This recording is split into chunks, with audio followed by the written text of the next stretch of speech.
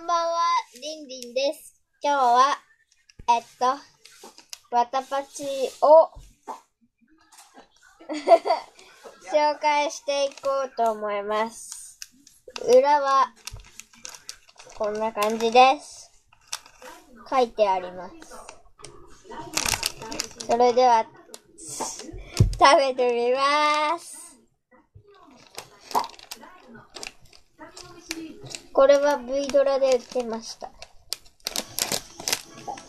これは一回食べたことがあって、わたガムっていうやつもあったので、それはなかったんですけど、違う店ならあったので、ぜひ食べてみてください。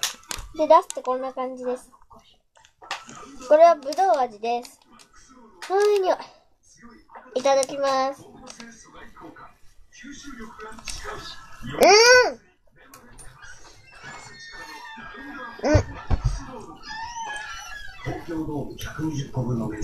美味しいけど、めっちゃパチパチしてます。